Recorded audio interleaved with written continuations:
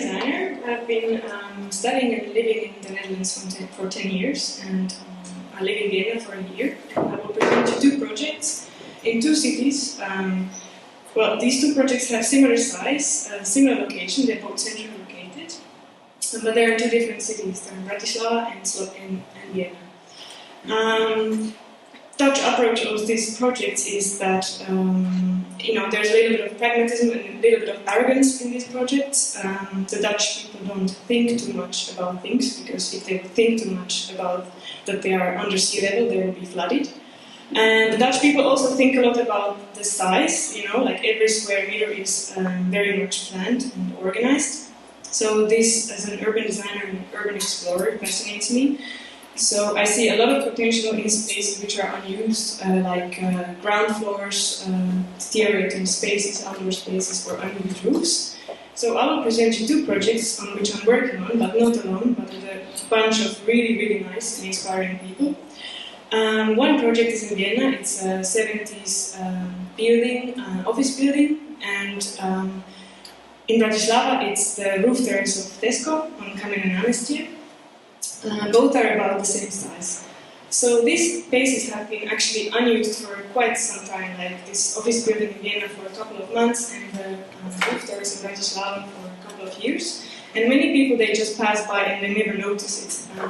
But actually the reason why I'm doing it with a group of people, why we're doing this, is to unlock or find this potential of these spaces.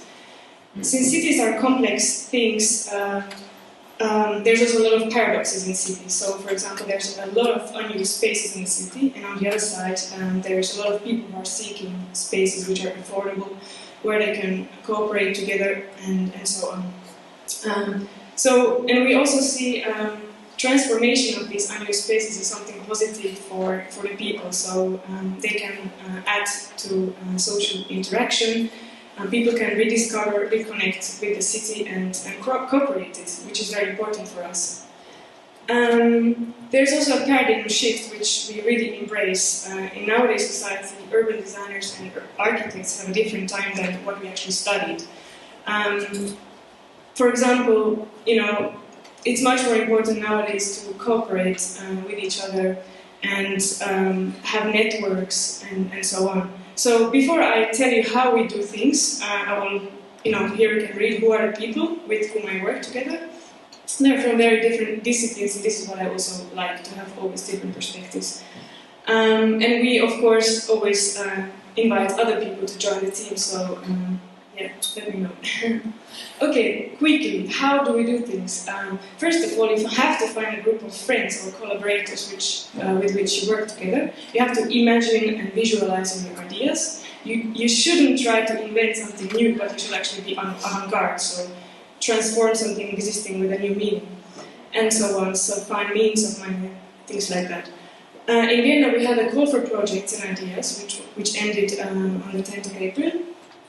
We were basically seeking for this office building and people who would move there and do really nice things. For Bratislava, the call for gardeners is coming soon, because we want to transform the roof into a public garden. So here we see the comparison of these buildings. They're both about 2,000 square meters. The office building in Vienna has 6 floors and a big ground floor, which will be publicly used. So ground floor is not rented out, only the other floors. And the community garden in Bratislava on the roof of Tesco will be publicly used. So we had an open house in Vienna where people could come in. It was end of March, I guess, and have a look at the building, ask us questions, what's possible, what's not possible, things like that. It was very popular and people were really interested. We had in total 253 applicants for projects in the building, and we are now basically in the phase of selecting them, which is a very big luxury because people apply for more space than we can offer. These are different fields, for example, and activities that have applied in the building, and the idea is to have a year-round functioning building. We are not alone, so the association we do and think tank is actually dependent on the whole network of stakeholders. So for us, the network relationships and cooperations are very important with different universities, NGOs, and so on. In Bratislava, we want to create this garden on a participatory method. So again, the stakeholders, neighbors, NGOs, Tesco, they're all very important for us. And the two main aspects of this roof terrace will be educational and experimental. So we want to do as much as possible with like do-it-yourself techniques. So this, one of the how was to visualize. So this is, for example, the visualization we presented the director of Tesco, Mr. Robert Fekete. And so this is important to visualize and to have a common language with someone, so what will be there. For us, it's also very important to basically see, that life in cities is not only happening in buildings or in pre-described public spaces, but we want to show that, you can also have a movie projection on a roof terrace of a shopping center, for example. So the next coming, I would like to invite you. We are still working on the public events, both for Vienna and for Bratislava, but these are roughly agreements we have made so far with different NGOs and institutions, which will be basically filled up in the coming months and coming weeks. Since I live in Vienna, but I work in Bratislava as well, for me this kind of cooperation is very important. So if you guys have any ideas of setting really cool things up together and combining these two cities, just let me know.